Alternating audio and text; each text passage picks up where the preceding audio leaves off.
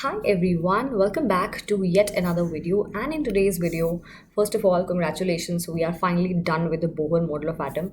That's an achievement. So in today's video, we are going to be studying about the quantum mechanical model और उसका reason क्या था.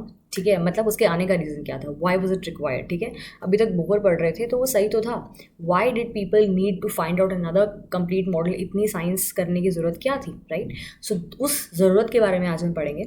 So let's start. So okay, so before starting I will just give you small what do I से background. ठीक है, कि क्या reason था, what is quantum mechanics. Okay, so quantum mechanics एक it's not actually a part of chemistry. Okay, it is a part of chemistry. Quantum chemistry is a part of course, quantum mechanics में quantum chemistry comes under chemistry, but quantum mechanics is an entire field of physics, okay, which is dealing with a different complete world called the microscopic world. ठीक है, तो हमारा जो world है ना, the world around us is actually having two types of particles. The first is the macroscopic ones. Macroscopic world है हमारा, और एक हमारा माइक्रोस्कोपिक वर्ल्ड है. ओके, जो तुम्हारा मैक्रोस्कोपिक वर्ल्ड है that is everything that you see around you, your pen, your laptop, okay, your bottle, your phone, whatever you see around you is microscopic. उसका mass measure कर सकते हो तुम, उसकी velocity measure कर सकते हो तुम, right. You can use the three main laws of physics, which are the three laws of motion, and you can find out each and everything about those particles, the projectile motion, whatever, everything comes under the classical physics. Everything of macroscopic world can be solved using the classical physics. ठीक है, classical physics मतलब हमारे जो तीन basic laws हैं, जो कि Newton के तीन लॉज हैं. ठीक है, so that is your macroscopic world, जो हमें आंखों से दिख रहा है, जो हमारे आसपास है. ठीक है, all that. But the second world which exist is called the microscopic world, like the world of electron, proton, atom, all these, neutron. ठीक है, ये सब हमें अपनी आंखों से दिख नहीं रहा है. It is there, it's not, ऐसा नहीं कि उसकी एग्जिस्टेंस नहीं है, it's still there, but we can not see it with our eyes, right. तो इन पे हम लोग जो नॉर्मल क्लासिकल फिजिक्स के लॉज हैं वो अप्लाई नहीं कर पाते हैं. And of course we can not find out the predict certain things और find out certain things with the help of the classical physics. ठीक है, तो जो क्लासिकल फिजिक्स थी, यानी कि जो न्यूटन की फिजिक्स थी, उसको थोड़ा साइड में रखना पड़ा for the microscopic world, and we need a new physics, okay, for the microscopic world. And that physics जो सिर्फ माइक्रोस्कोपिक वर्ल्ड के लिए है is called your quantum mechanics. ठीक है, ये डील करेगी with the world of electron, proton, neutron, इन सब के मतलब सब एटॉमिक पार्टिकल्स इतने छोटे लेवल पे डील करेगा. और इसके लॉज अलग हो जाते हैं क्योंकि यहाँ पे एक चीज़ बहुत इंपॉर्टेंट हो जाती है. अब वो क्या चीज़ है, that is the first reason for existence of your quantum mechanical model. Okay, brace yourself. That reason is dual nature of dash. See, अभी तक I have been shouting in my videos that dual nature of electromagnetic radiation होता है. Electromagnetic radiation is a particle, it is the wave, it's both. ठीक है, but now quantum mechanics says that not just electromagnetic radiation, वो तो है ही, चलो ठीक है, डुअल नेचर सबका है, और सब मतलब मैटर का है. ठीक है, मैटर ही हमारा, मैटर मतलब क्या, everything around you, your pen, again those examples जो तुम्हें 5 मिनट पहले दिए थे, एवरीथिंग इज मैटर, राइट. तुम्हारा sofa, right, whatever is there around you is matter, and everything is having a dual nature. But अभी थोड़ा डाइजेस्ट करने में डिफिकल्ट लगता है, राइट. अगर तुम्हें कोई बोले कि तुम्हारा जो सामने टेबल पड़ा है that is having a dual nature, it is a particle, that is okay, but it is also a wave. तो of course we don't see the table having a wave motion, but it is there. ठीक है, so this is the first reason of existence of the quantum mechanical model की dual nature है सबका, यानी कि हर matter का. लेकिन अटपटा ये इसलिए क्योंकि जो हमारा मैक्रोस्कोपिक वर्ल्ड है ना, उसमें ये जो डुअल नेचर है, ये जो, क्योंकि पार्टिकल नेचर वहाँ पे इंपॉर्टेंट है, पर वेव नेचर वहाँ पे इतना कम है कि वो नेग्लेक्ट कर दिया जाता है. इसीलिए मैक्रोस्कोपिक वर्ल्ड में डुअल नेचर इंपॉर्टेंट नहीं होता है. ठीक है, बट जो माइक्रोस्कोपिक वर्ल्ड है, यानी कि इलेक्ट्रॉन का वर्ल्ड, प्रोटॉन का वर्ल्ड, इन सब के वर्ल्ड में क्योंकि मास इतना कम है ना, that is why this dual behaviour becomes very important, और वहाँ हम निगलेक्ट नहीं कर पाते हैं. ठीक है, so the first equation that we have to study for the dual behaviour of matter is what which is given by your scientist called de Broglie. So de Broglie was a very renowned scientist of his time, and he gave this very very important equation कि हमारा जो matter है and everything around you is matter, सबका wave nature है. Particle nature तो सबका है ही, सबका वेव नेचर भी है. तो बेसिकली सबका डुअल नेचर है. ठीक है, पार्टिकल नेचर तुम कैसे यूज फाइंड आउट करोगे? क्लासिकल फिजिक्स से. Use all your formulas of classical physics to find out उसका पार्टिकल नेचर के बारे में. ठीक है, बट वेव नेचर के बारे में कैसे फाइंड आउट करोगे? By this equation, lambda is equal to H upon M. ठीक है, M V is of course your momentum, so इसको एच अपॉन पी भी लिख सकते हैं. m is mass, v is velocity, mass into velocity is called momentum. तो मैंने इसको ऐसे भी लिख सकते हैं और इसको ऐसे भी लिख सकते हैं. ठीक है, so the wave length associated with any matter around you. अगर मैं इस बॉटल की बात करूँ, so this bottle is having a certain mass of course. ठीक है, और अगर मैं इसको मूव करूँगी इन सर्कुलर मोशन तो इसकी सर्टेन वेलोसिटी भी होगी. ठीक है, तो वो मल्टीप्लाई करके मुझे इसका मोमेंटम समझ में आ जाएगा. और अगर मैं उसको h डिवाइड बाय उसका मोमेंटम करूँगी, I will be getting the wavelength of this bottle which is going to be too small कि मैं उसको निगलेक्ट कर दूँगी. Because this bottle is in my hand and I don't see it having a wave motion. If it is there in my hand stationary, तो ये ऐसे ही पड़ी है, ये वेव मोशन नहीं शो कर रही है ना. इसलिए शो नहीं कर रही है क्योंकि ये bottle is a part of macroscopic world. यहाँ पे हम लोग वेव नेचर को निगलेक्ट कर देते हैं बिकॉज इतना कम रहता है. ठीक है, अगर तुम इस इक्वेशन को बहुत ध्यान से देखोगे तो तुम्हें रियलाइज होगा कि lambda is equal to H upon m v अगर है तो lambda is inversely proportional to m v. तो जितना मास ज़्यादा होगा उतना वेवलेंथ कम होगा. तो यहाँ पे मास बॉटल का ज़्यादा है, it is in grams KGs, right. मतलब काफ़ी ज़्यादा है in comparison to what your electron is having and what your proton is having, right. That's why we can neglect in this case the wave motion, क्योंकि है पर दिखता नहीं है, इतना कम है कि उसको निगलेक्ट कर दिया जाता है एंड सिर्फ क्लासिकल फिजिक्स यूज़ की जाती है. But in case if I had a electron in my hand which of course I can not have, it's so small, so in that case I can not neglect and we have to talk about the dual nature and the particle nature as well as the wave nature too. ठीक है, so this is called the de Broglie equation which talks about the wave nature of anything and everything in this world. Okay, and that is lambda is equal to h upon mv. M is the mass, v is the velocity, h is the Planck's constant which you should know the value of, and if you don't know I'll write it here, 6.63 into 10 to the power minus 34 joule second. Unit important है. ठीक है, so I hope we are clear with what is the first reason for existence of the quantum mechanical model कि भाई सब कुछ दुनिया में wave भी है, पार्टिकल भी है. ठीक है, okay. The second reason other than the first reason क्या हो गया कि सब कुछ है, सब कुछ वेव भी है, सब कुछ पार्टिकल भी है. कहीं पे वेव नेचर इंपॉर्टेंट है, कहीं पे वेव नेचर इंपॉर्टेंट नहीं है. ठीक है, माइक्रोस्कोपिक वर्ल्ड में नहीं इंपॉर्टेंट है लेकिन माइक्रोस्कोप में बहुत इंपॉर्टेंट है. ठीक है, निगलेक्ट नहीं कर सकते. Second thing is Heisenberg uncertainty principle. Okay, so I know what I've written is quite unreadable.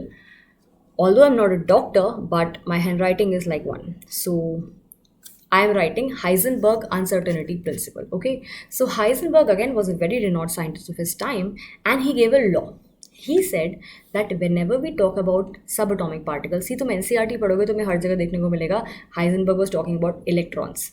So he is not just talking about electrons, he is talking about any subatomic particle for that matter.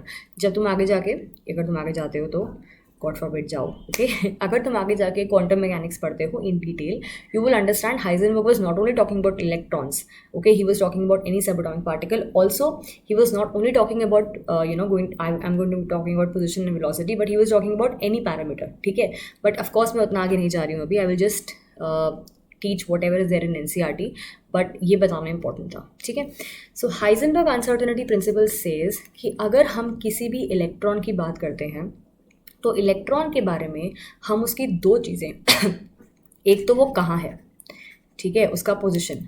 Second, उसका momentum क्या है.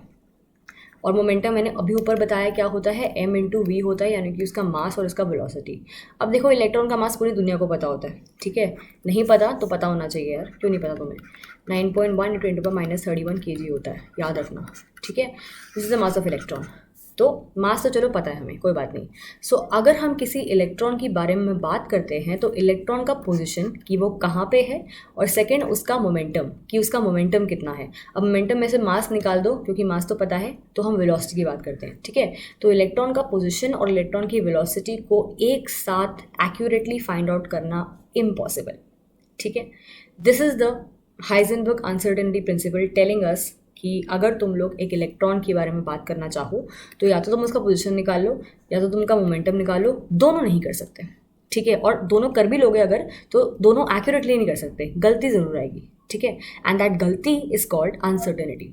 मतलब real correct value नहीं है, थोड़ा सा आगे पीछे वैल्यू होगी, थोड़ा सा नहीं काफ़ी, ठीक है। So let me right what ever I said in mathematical terms because well that is important. Okay, he said uncertainty in the position, position को हम एक्स से डिनोट करते हैं, ठीक है। नाउ अनसर्टेनिटी मतलब ऊपर नीचे, ठीक है। तो अगर x एग्जैक्ट वैल्यू है, x is the correct position की इलेक्ट्रॉन यहाँ प्रेजेंट है, तो x प्लस माइनस वाई, ठीक है। तो x plus minus y is going to be the delta x। Okay, y मतलब कुछ भी, x अगर लेट्स से 2 है तो 2 प्लस माइनस 3, तो 2 प्लस माइनस 3 एक्चुअली 3 नहीं हो सकता बिकॉज 2 से ही बड़ा 3 है, तो 2 प्लस माइनस 0.5, तो 2 plus 0.5 is 2.5 and 2 minus 0.5 is 1.5। तो तुम्हारी जो तुम वैल्यू फाइंड आउट करोगे that is going to be in between 1.5 and 2.5, exact 2 value तुम्हें कभी भी नहीं मिलेगी, ठीक है। So the uncertainty in position multiplied by uncertainty in the velocity is greater than equal to h upon 4 pi m. Is it clear? ये m को अगर मैं यहाँ लेके चली जाऊँ तो ये mv हो जाएगा which is going to be the this momentum, ठीक है। बट क्योंकि मास सबको पता होता है, मास में कोई अनसर्टेनिटी है नहीं, तो हम मास नीचे ही ले आते हैं and that is your Heisenberg uncertainty principal. Very very in clear word स्टेटिंग कि अगर हमारा इलेक्ट्रॉन है तो उसकी पोजीशन और उसकी वेलोसिटी साथ में डिटरमाइन करने जाओगे तो गलती ज़रूर आएगी। तो गलती इन पोजीशन इनटू गलती इन योर वेलोसिटी और uncertainty in position into uncertainty in velocity is greater than equal to h upon 4 pi m। h is of course the Planck's constant, 4 is 4, pi is pi, m is the mass of whatever species that we are talking about. Electron के बारे में बात करें तो electron यहाँ put करेंगे, ठीक है। तो ये इक्वेशन हम ना सिर्फ एक इलेक्ट्रॉन के लिए, हम लोग किसी के लिए भी अप्लाई कर सकते हैं, ठीक है। But let's say I am talking about this glass, okay. Now this glass is having a certain mass, okay. इसका मास बहुत इजीली कैलकुलेट कर सकती हूँ मैं, बहुत कोई डिफिकल्ट चीज़ नहीं है मेरे लिए, right. And if I am just rotating it like this, it is rotating in circular motion, so it is having a certain velocity also, ठीक है। मैं इस ग्लास के बारे में इसका पोजिशन और इसका वेलोसिटी एक बार में मेजर कर सकती हूँ, ठीक है। क्यों? क्योंकि ये एक मैक्रोस्कोपिक वर्ल्ड की चीज़ है, this is not having like a wave nature. तो ऐसा नहीं है कि मैं इसको डिटरमाइन करने जाऊँगी तो ये कहीं और जा चुका होगा, या इसको डिटरमाइन करने जाऊँगी तो ये कहीं और जा चुका होगा, ऐसा नहीं होता है in case of macroscopic world. But in case of microscopic world ऐसा होता है, right. If you talking about electron let's say for that matter, तो तुम कभी भी उसका पोजिशन डिटरमाइन करने जाओगे वो वहाँ पे होगा ही नहीं, it is going to be like somewhere else, ठीक है। And when you go to that place it is going to be somewhere else, when you go to that place it's going to be somewhere else, ठीक है। तो that's why you can not measure the position and velocity of any subatomic matter specially electron, because electron के बारे में बात की गई है एनसीईआरटी में बहुत खुल के। तो at one time and there is always going to be this गलती एंड दिस गलती is called uncertainty and that is your Heisenberg uncertainty principle, ठीक है। ओके, सो कर तो हमने लिया है ये, we have to just practice two numericals on these two equations that we have done and then we'll be good to go. I hope we understood what is the meaning of these two laws. These two laws were the reason of existence of the quantum mechanical model, ठीक है, of atom. Model मैंने अभी पढ़ाया नहीं है, model क्या है वो अभी आगे स्टार्ट होगा, अभी सिर्फ रीज़न चल रहा है कि मॉडल क्यों ज़रूरी था, ठीक है। ऑलराइट, सो ग्लास साइड कर देते हैं। So this question says what will be the wavelength of a ball of mass 0.1 kg. So wavelength I have to find out, mass I know is 0.1 kg, moving with a velocity of 10 meter per second. So velocity I know is 10 meter per second. So lambda is equal to h upon mv. I guess we have studied, this is called the de Broglie equation, जो भैया कहती है कि दुनिया में सब कुछ ही क्या है, ये पार्टिकल दोनों है, ठीक है। तो ये हम बात कर रहे हैं एक बॉल की जिसका मास 0.1 kg है, यानी कि काफ़ी ज़्यादा मास है, राइट। तो जब हम इस इक्वेशन को सॉल्व करेंगे डेफिनेटली जो वेवलेंथ आएगी वो बहुत कम आएगी, ना के बराबर आएगी, निगलेक्ट करने लायक आएगी, बट चलो तब भी सॉल्व कर लेते हैं। Lambda is equal to h which is 6.63 into 10 to the power minus 34 joule second divided by m 0.1 kg into velocity which is 10 metre per second, okay. If you see units यहाँ पे बिल्कुल सही हैं, you will not require to change units here, but कभी कभी ऐसा होता है, कभी कभी ऐसा होता है mostly units will not be correct and of course you will have to change the units and वहाँ तुम फंस जाओगे। तो watch my video on how to do that. Of course you can increase the view there.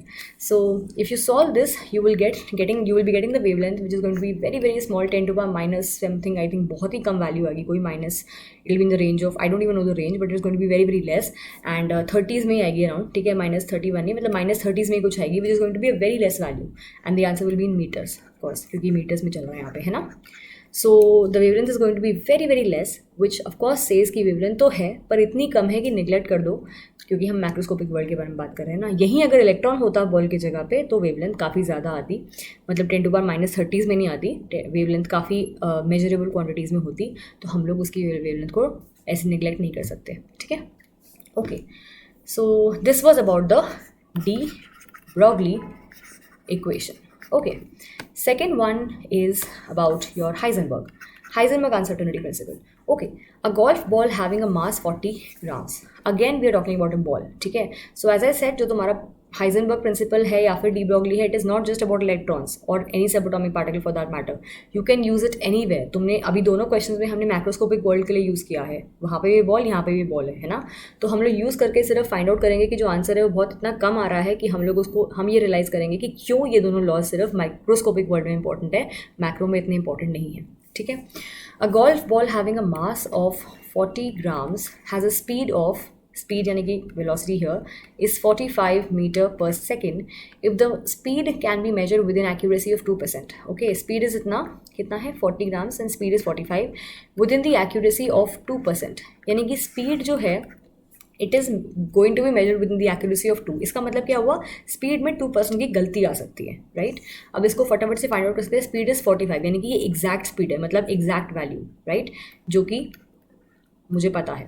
इसमें गलती आ सकती है 2% की, यानी कि 2/100, क्योंकि पर्सन को कन्वर्ट तो करना पड़ेगा, है ना. This is 0.9 and this is the गलती इन व्हाट, स्पीड, ठीक है. So as I said, according to our equation, galti in x or position, uncertainty in position multiplied by galti in velocity is greater than equal to h/4 pi m.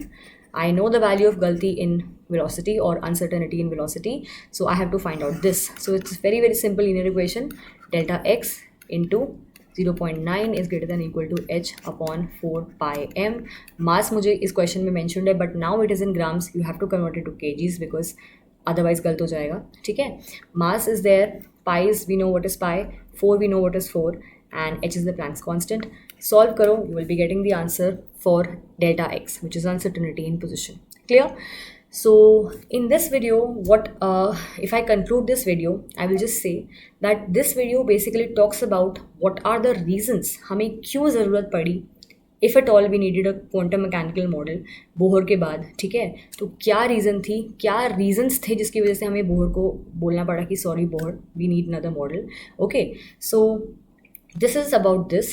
And जो हमारा Bohr model था, इसने हमें बहुत clear शब्दों में बोला कि जो हमारा इलेक्ट्रॉन है ना, that is rotating and that is rotating in defined orbits around your nucleus, ठीक है. बट वो बात बहुत ही जल्दी निगलेक्ट कर दी, क्योंकि हमारा जो हाइजेनबर्ग अनसर्टेनिटी प्रिंसिपल है वो तो क्लियरली बोल रहा है कि नो, डिफाइंड ऑर्बिट जैसा कुछ नहीं है. We can not talk about position directly, we can not talk about velocity directly. And the Bohr model is saying कि नहीं, यहाँ पे तो ऑर्बिट्स हैं जहाँ पे इलेक्ट्रॉन रोटेट कर रहा है, बहुत क्लियरली डिफाइंड ऑर्बिट्स हैं. सो दैट इज़ रॉन्ग, ठीक है. तो the idea of Bohr orbits, right, was not supported by Heisenberg, which is one of the reasons for failure of the Bohr model of atom. ठीक है, Bohr model talks about certainty, orbits, correct defined orbits, positioned orbits, ठीक है. And Heisenberg talks about uncertainty, कि सब कुछ धुंधला है, right? So in the next classes we will know how सब कुछ धुंधला है becomes important in case of quantum mechanical model. Actually सब कुछ धुंधला है, right? And I hope you enjoy that because I did, and I hope you will too. So if you have any doubts as to what I said in this video, then you can of course comment that down. I will try to answer your questions. And thank you so much for watching. And if you have any doubts, I hope I've said that already. Okay, so thank you so much and stay tuned for next.